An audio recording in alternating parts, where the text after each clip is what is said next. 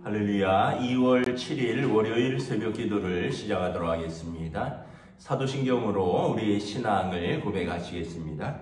나는 전능하신 아버지 하나님 천지의 창조주를 믿습니다. 나는 그의 유일하신 아들 우리 주 예수 그리스도를 믿습니다. 그는 성령으로 잉태되어 동정녀 마리아에게서 나시고 본디오 빌라도에게 고난을 받아 십자가에 못 박혀 죽으시고 장사된 지 사흘 만에 죽은 자 가운데서 다시 살아나셨으며 하늘에 오르시어 전능하신 아버지 하나님 우편에 앉아 계시다가 거기로부터 살아있는 자와 죽은 자를 심판하러 오십니다. 나는 성령을 믿으며 거룩한 공교회와 성도의 교제와 죄를 용서받는 것과 몸의 부활과 영생을 믿습니다. 아멘. 찬송가 218장 찬양하시겠습니다. 찬송가 218장입니다.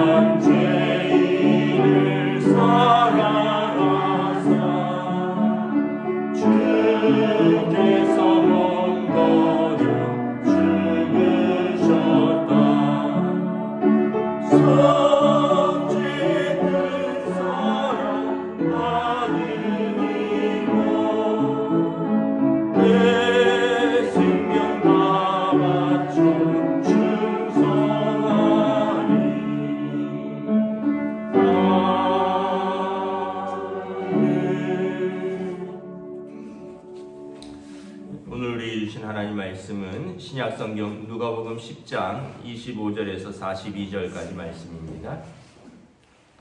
누가복음 10장 25절에서 42절까지 말씀입니다. 다 찾으신 줄 알고 저와 여러분들이 한 절씩 교도하도록 하겠습니다. 누가복음 10장 25절에서 42절까지 말씀입니다.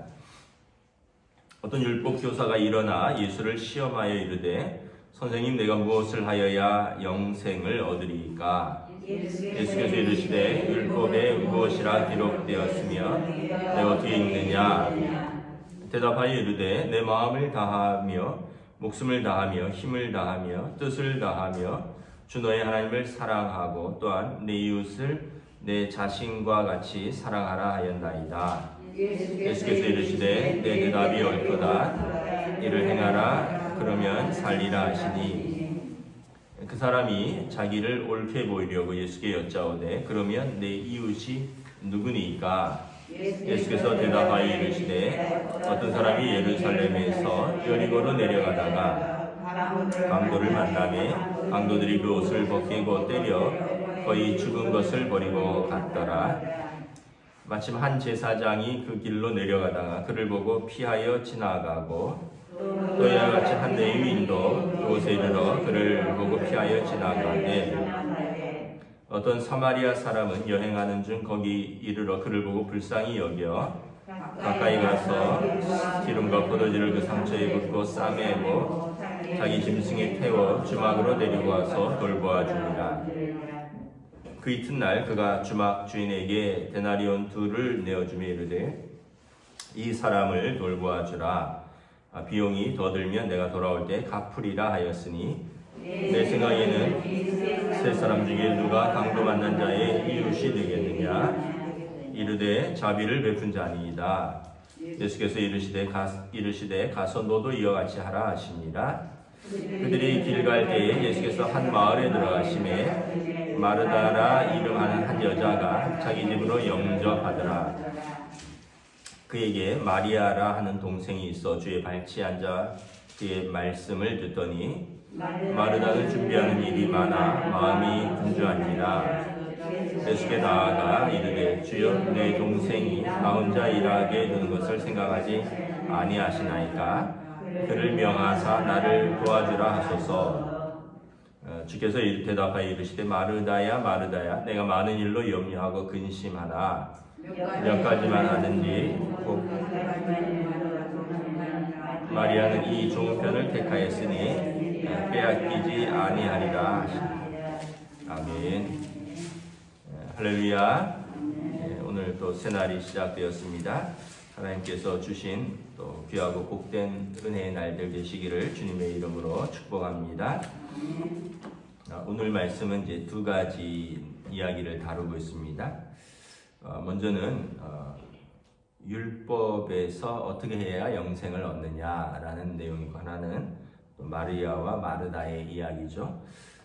25절에 보면 한 율법 교사가 예수님께 나와서 묻습니다. 율법 교사는 우리가 잘 아는 율법을 잘 아는 사람이고요. 두 번째는 그래서 남에게 율법을 가르치는 사람입니다. 이 사람이 예수님께 나와서 묻는 이유는 뭐냐면 예수님을 시험하여서, 그래서 예수님이 율법을 얼마나 잘 알고 있는지, 그래서 예수님이 제야에서 선지자 소리도 듣고 랍비라는 선생님이라는 소리도 듣는데 정말 예수님 실력이 어떠한지 궁금해서 나온 거죠. 그래서 예수님을 시험해서 내가 무엇을 하여야 영생을 얻으리까? 라고 질문을 하는 거죠. 율법은 그렇습니다. 무엇을 해서 구원에 이르는 거죠. 예수님이 오시기 전까지 율법은 무엇을 해서 하나님의 뜻에 이루는 것입니다. 여러분, 그 로마서에 보면 율법 자체는 나쁜 것이 아니다 말합니다. 율법이 있으므로 죄가 죄인 것을 알게 된다라고 말을 하죠. 율법이 있으므로 죄가 죄인 것을 알게 되기 때문에 율법은 필요한데, 율법을 뭐라고 합니까? 몽학 선생이라고 하죠. 초등교사라고 합니다. 초등학교 아이들이 학교에 처음 들어가면 1학년 때 뭘 해야 될지를 몰라요. 그래서 아무 때나 화장실 가고 싶기도 하고, 또는 화장실 가고 싶은데 손을 못 들기도 하고, 또 아이들이 아직 어리니까 친구랑 싸우다가 마음에 안 들면 때릴 수도 있고, 그래서 그런 걸 하나하나 초등학교 1학년 때는 가르치는 거죠. 몇 시까지는 학교를 와야 된다. 숙제는 어떻게 해오는 것이다. 친구랑 다퉈도 때리면 안 된다. 화장실 갈 때는 손을 들고 선생님한테 이야기를 하고 화장실을 가는 거다. 참다가 싸면 안 된다. 아니면은 아무 때나 막 얘기 안 하고 나가면 안 된다. 이런 걸 하나하나 다 가르쳐 주는 겁니다. 그래서 초등교사는 이 아이들에게 어떤 그 건전한 사회인이 될 수 있도록 어느 정도 이렇게 지침을 이렇게 주는 거죠. 그러다가 아이가 초등학교를 졸업할 무렵에는 이제 더 이상 그 법이 필요가 없습니다. 왜냐하면 이제 다 아니까. 율법은 이제 유대인들에게 그 초등교사의 역할이다, 사도 바울이 말합니다. 왜냐하면 바울 자신도 율법 선생이었고, 바울도 가말리엘의 학파에서 공부한, 열심히 율법을 공부한 바리새인이었기 때문에 자기 자신이 율법을 통해서 구원을 얻으려고 부단히 노력했다는 거죠. 그래서 율법의 정신은 무엇을 하여야 영생을 얻으리까? 예수님이 물어봅니다. 오히려 내가 한 번 더 물어볼게. 그래서 율법에는 뭐라고 되어 있느냐? 그랬더니 이 사람이 율법에 자신이 있으니까 뭐라고 대답합니까? 27절에 마음을 다하여 목숨을 다하며 힘을 다하며 뜻을 다하여 주 너의 하나님을 사랑하고 또한 내 이웃을 내 자신같이 사랑하라 하였나이다. 마음과 목숨과 힘과 뜻을 다하여 주 너의 하나님을 사랑하라. 신명기 6장 5절 말씀이죠. 쉐마 들으라 이스라엘아. 그래서 너는 우리 하나님은 한 분이신 하나님이시니 마음을 다하고 목숨을 다하고 힘을 다하고 뜻을 다하여 내 하나님을 사랑하라. 두 번째는 내 이웃을 내 자신같이 사랑하라 하였느니라. 레위기 19장 18절 19절 말씀이죠. 내 이웃을 사랑하라. 예수님께서 대답하십니다. 28절에 내 대답이 옳도다 이를 행하라. 율법 잘 알고 있네. 그러면 그 율법대로 행하면 된다. 그러니까 예수님, 이 율법 교사는 예수님에게 나아가서 두 가지를 여쭤봅니다. 첫째는 자기만큼 예수님이 율법을 알고 있나. 두 번째는 예수님한테 이제 자기가 인정받으려고 또 자기가 옳게 보이려고. 그래서 29절에 이 사람이 자기를 옳게 보이려고 예수님한테 그럼 하나님 사랑, 이웃 사랑이라 했는데 그럼 우리 이웃이 누구입니까? 그래야지 내가 사랑할 것 아닙니까? 라고 묻죠. 그래서 예수님께서 대답을 하십니다. 이제 선한 사마리아인의 비유죠. 어떤 사람이 여리고에서 예루살렘으로 가다가 예루살렘에서 여리고로 내려가다가 원래는 사마리아 지방을 피해서 간다 그랬잖아요. 그래서 여리고는 이렇게 좀 오래된 도시고 좀 그 절벽 같은 산이 깊고 골도 깊은 그런 아주 오래된 도시입니다. 사마리아를 지나서 가면 되는데 사마리아를 지나가기 싫으니까 굳이 여리고로 돌아가는데 여리고 쪽에 가는 그 길은 길이 험해서 강도들이 숨어 있다는 거죠. 그래서 어떤 사람이 예루살렘에서 사마리아를 가기 싫어한 거예요. 그래서 여리고를 통해서 가다가 강도를 만났어요.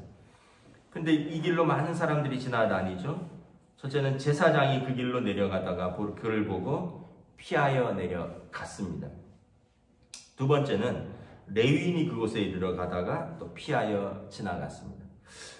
제사장은 오늘날로 말하면 이제 신학자나 목사 같은 그런 종교인이죠.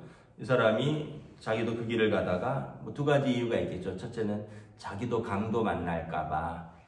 두 번째는 부정한 것에 닿으면 부정해진다. 그래서 제사장들은 그 순번에 따라서 성전의 업무를 돌봐야 되는데 그 시체를 만진다거나 아니면 어떤 피에 접촉하거나 이러면 이제 그 직무에서 정해질 때까지 일정 기간 배제되는 것이기 때문에 이제 그를 보고 피하여 갔다라는 거죠. 그러니까 사람이 먼저가 아니라 항상 형식이 먼저고 어떤 자기 종교적인 그런 것 때문에 어떻게 보면 본질을 못 보는 거죠. 종교적인 형식 때문에 본질은 뭐예요? 사람을 사랑하고 섬기는 건데 그것이 아니라 자기 일이 더 중요하고 그 일이 사람을 섬기는 것이라고 하나님을 섬기는 것인데 그래서 사람을 어떻게 보면 이렇게 사랑하는 것을 배제하는 그런 아이러니한 현실인 것이죠. 레위인도 마찬가지입니다. 레위인은 오늘로 말하면 그리스도인이라고 생각하면 됩니다.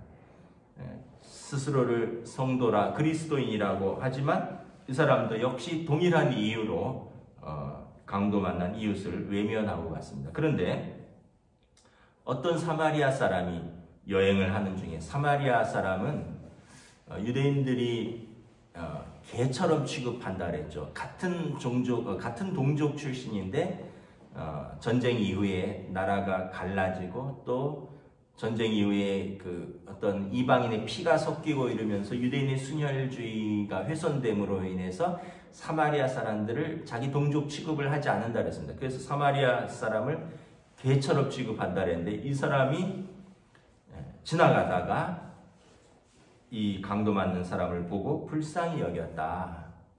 사람들은 사마리아 지역으로도 가지 않는 이 사람은 이 강도를 보고 불쌍히 여겨서 그 사람을 기름과 포도주를 상처에 붓고, 기름은 이제 상처를 씻고 뭐 치료해주고, 그러면서 쌈에서 자기 짐승에 태워서 여행 가던 사람이 자기 일정을 바꿔서 가까운 주막으로 데리고 가서 그 사람을 좀 돌보아주고 주막 주인에게 돈을 주면서 이 사람을 좀 돌보아줘라. 내가 돌아오다가 이 사람이 비용이 더 들면 내가 지금 지불하겠다.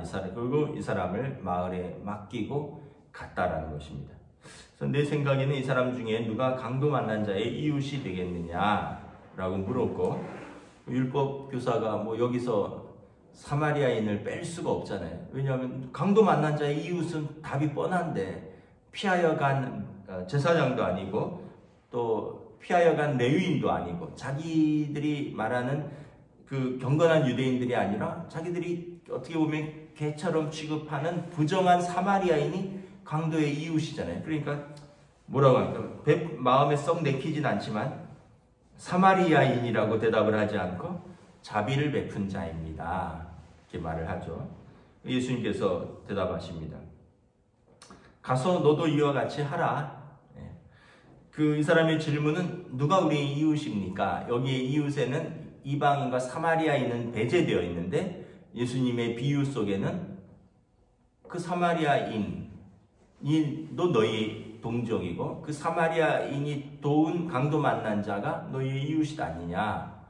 근데 너희는 어떤 종교적인 율법에 사로잡혀 있어서 형식에 사로잡혀 있고 또 정작 어떤 일에 있어서는 자기의 안전과 자기 이익 때문에 그 사람들을 돕지 않지 않느냐. 근데 사마리아인은 너희가 부정하다고 개처럼 취급하지만 이 사람은 자기의 시간을 내었고 자기의 비용을 내었고 또 자기의 안전, 혹시나 강도가 있을 수도 있지만 이 사람이 그 사람을 도왔다면 누가 너희의 이웃이 되겠느냐 하고 그 유대인들의 어떤 그 역설적인 그런 위선에 대해서 예수님께서 고발하신 거죠. 그래서 질문이 내 이웃이 누구입니까? 라는 질문에 예수님은 네가 좋은 이웃이 되라 라고 말씀을 하는 것입니다. 물론 우리가 기독교가 무엇을 행해서 구원을 얻는 것은 아닙니다. 율법은 아까도 말했지만 우리가 무엇을 하여야 영생을 얻으리입니까? 라는 것입니다. 근데 예수님이 오시고 나서는 은혜로 구원을 얻는 것입니다. 믿음으로 구원을 얻는 것입니다. 무엇을 행해서가 아니라, 그래서 로마서 3장 27절 28절에 그런즉 자랑할 때가 있느냐 있을 수 없느니라 무슨 법으로냐 행위로냐 아니라 오직 믿음의 법으로니라. 그러므로 사람이 의롭다 하심을 얻는 것은 율법의 행위에 있지 않고 믿음으로 되는 줄 우리가 인정하노라. 예수님이 오시고는 무엇을 하여서 영생을 얻는 것이 아니라 믿음으로라는 거죠. 하나님의 은혜라는 겁니다.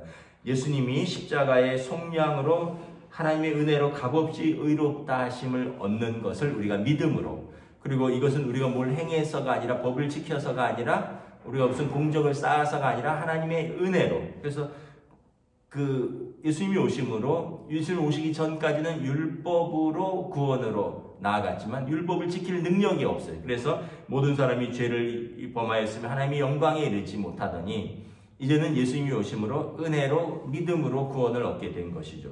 그래서 우리가 무엇을 행하는 것은 아니지만 그럼에도 불구하고 율법의 정신, 하나님의 말씀의 가르침은 하나님을 사랑하고 이웃을 사랑하는 것이 우리 믿는 자의 마땅한 도리라는 것이죠. 그래서 우리가 이웃을 사랑할 때 그 이웃들이 우리가 믿는 하나님을 아는 겁니다. 우리가 이웃을 사랑할 때 우리가 믿는 예수님을 우리의 이웃들이 우리의 그 사랑을 통해서 아는 것이죠. 그래서 어떻게 보면 그 당시 유대인들, 레위인과 또는 제사장들은 하나님 사랑을 말하지만 정작 자기 이웃 사랑은 제대로 하지 못하는 사람이었다. 율법이라는 틀에 갇혀서. 그래서 오늘 우리들도 혹시나 교회라는 틀 안에서만 사랑하고 교회 밖을 나가서 이웃들을 사랑하지 못한다면 예수 안 믿는 이웃이 우리를 통해서 예수님을 알지 못한다는 거죠. 그래서 제일 여러분 큰 선교가 가족 선교입니다. 집에서부터 여러분 가족들을 사랑하면 됩니다. 예루살렘과 유대와 사마리아와 땅끝까지 이르러 내 증인이 되라 말씀하셨습니다. 예수님이. 먼저 여러분의 집에서 예수님의 증인이 되는 겁니다. 여러분들의 가장 가까운 사람에게 여러분들이 은혜를 베풀고 선한 일을 하셔야 돼요. 그래서 그 사람들이 우리 아빠는, 우리 엄마는, 우리 할아버지는, 우리 할머니는, 우리 이모는, 우리 고모는, 우리 삼촌은, 우리 아들은, 딸은 그리스도인이구나 라는 걸 우리 가족들이 먼저 알아야 돼요. 근데 가끔 민망한 이야기지만 그런 이야기 듣죠. 믿는 것들이 더해 정말. 내가 쟤랑 같이 천국 갈 바에는 난 그냥 지옥 갈게 이렇게 말하는 사람들도 있어요. 그 얘기는 뭐예요? 이분들은 천국과 지옥을 잘 몰라요. 단지 예수 믿는 우리가 좀 죄송한 얘기지만 너무 그리스도인답지 못하니까 좀 싫다는 거예요. 그런 표현인 거죠. 그래서 여러분 첫째는 가장 가까이 있는 여러분들 가족을 사랑하셔야 됩니다. 가족들에게 믿음의 본이 되셔야 돼요. 그리고 같이 일하는 사람들, 정말 이웃들, 옆집에 사는 사람, 또 같이 회사에서 일하는 동료들, 그 사람들에게 우리의 예수님 뭐라는 너희의 착한 일을 통하여 너희의 그 등불을 등경 아래 두지 않고 위에 둔다. 그래서 너희의 빛된 그 행실을 보고 그들이 하나님께 영광을 돌리게 하라 말씀을 하는 거죠. 그래서 전도와 선교는 어떻게 보면 우리의 그들을 향한 사랑으로 인해서 그들이 하나님을 알게 되는 거죠. 그래서 여러분 먼저 우리가 좋은 이웃이 되어야 됩니다. 이게 사람 사랑인데 하나님은 사랑한다면 마땅히 그것을 해야 된다. 그래서 여러분 오늘 하루도 여러분들에게 주신 사람들 긍휼히 여기고 사랑하시기를 축복합니다. 네. 다음 이야기는 잘 아는 이야기죠. 예수님께서 한 마을에 들어가셨는데 마르다와 마리아 자매가 있었는데 마리아는 주의 39절에 보면 주의 발치에 앉아서 말씀을 열심히 들었어요. 마르다는 준비하는 일이 많아서 마음이 분주하다는 거죠. 예수님이 오시면 우리가 잘 알다시피 예수님과 12제자 13명이 먹을 걸 준비해야 되잖아요. 여러분 집에 손님이 13명 오시면 얼마나 바쁘겠습니까? 전날부터 며칠 전부터 준비해도 그날 차리고 이런 거면 얼마나 분주해요. 그런데 보니까 이 동생은 고상하게 예수님 발치에 앉아서 말씀 듣고 있다는 거죠. 그러니까 마르다 마음에 불편한 마음이 생겼어요. 그래서 예수님한테 가서 이렇게 말합니다. 주여, 내 동생이 나 혼자 일하는 것을 생각하지 아니하시나이까 그를 명하사 나를 도와주라 하소서. 예수님께서 말씀하십니다. 마르다야 마르다야, 내가 많은 일로 염려하고 근심하나 몇 가지만 하든지 혹은 한 가지만으로도 족하니라. 마리아는 이 좋은 편을 택하였으니 빼앗기지 아니하리라. 마르다는 사실은 마르다도 주님을 사랑하고요, 마리아도 주님을 사랑하는 거예요. 근데 이제 이 우선순위에 관한 것입니다.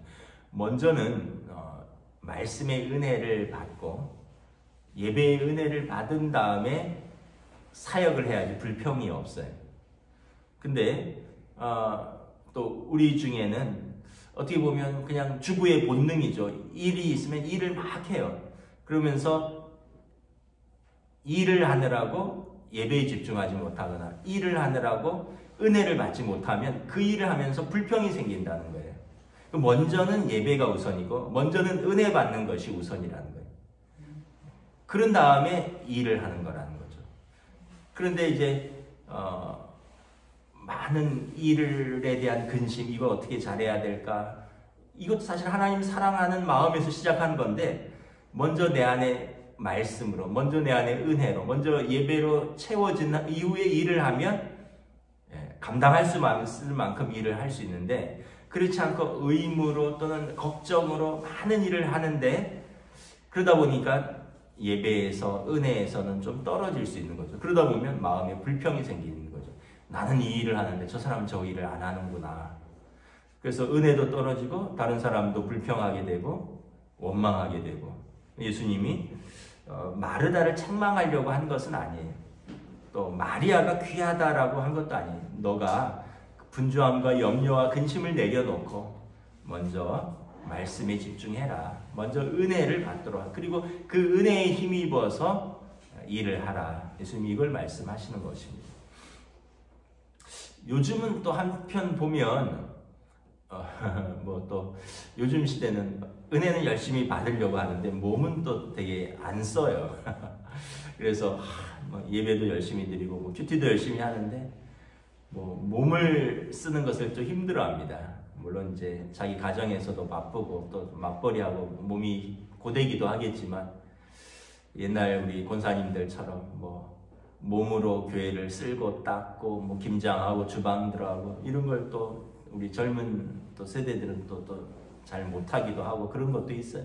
결국은 이제 교회는 이게 잘 조화되어야 하는데, 또 한편으로는 또 그게 아쉬운 거죠. 몸의 섬김이, 은혜를 받으면 몸의 섬김으로도 나아가야 되는데 은혜만 받고 몸의 섬김은 또 부담스럽다 하는 것은, 그것도 또한 조금 문제가 있는 것이 아닌가.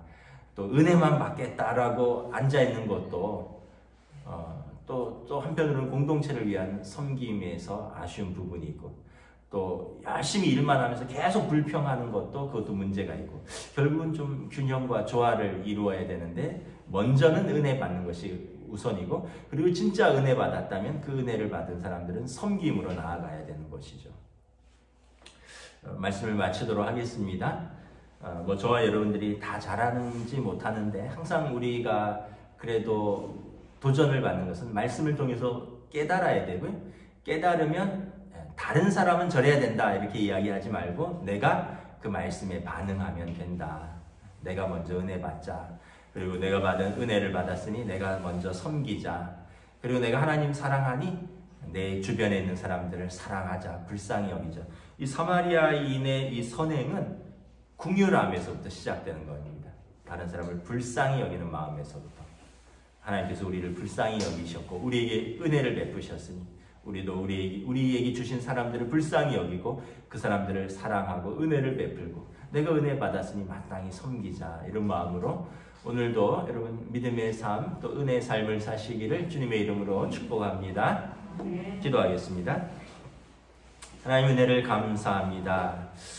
그 당시 참 경건한 유대인들이 하나님 사랑에 대해서는, 율법에 대해서는 많이 알았는데 정작 자신들의 삶에서는 하나님께서 주신 그 사람들을 사랑하는 것에 대해서는 올바로 깨닫지 못하거나 또는 온전한 은혜를 받은 사람의 섬김을 하지 못하는 것은 아닌가. 다시 한번 또 우리의 신앙 생활이 이렇게 또 잘못 교리적으로만 흘러가고 또는 교회 안에서만 갇혀 있고 그리고 우리의 참된 사랑과 은혜와 섬김이 우리 주변의 사람들에게 흘러가지는 못하지 않는가. 다시 한번 우리 자신을 돌아보고 또 주님 말씀처럼 또 우리가 먼저는 하나님을 사랑하니 또 우리에게 주신 사람들을 주님의 마음으로 사랑하고 또 우리가 주님에게 또 주님의 말씀을 통하여 은혜를 받았으니 그 은혜를 우리 주변 사람들을 섬김으로, 기꺼이 섬김으로 나아가는 성숙한 성도들로 인도하여 주시옵소서. 감사를 드리오며 우리 주 예수 그리스도 이름으로 기도드리옵나이다. 아멘. 하늘에 계신 우리 아버지, 아버지의 이름을 거룩하게 하시며 아버지의 나라가 오게 하시며 아버지의 뜻이 하늘에서와 같이 땅에서도 이루어지게 하소서. 오늘 우리에게 일용할 양식을 주시고 우리가 우리에게 잘못한 사람을 용서하여 준 것 같이 우리 죄를 용서하여 주시고 우리를 시험에 빠지지 않게 하시고 악에서 구하소서. 나라와 권능과 영광이 영원히 아버지의 것입니다. 아멘.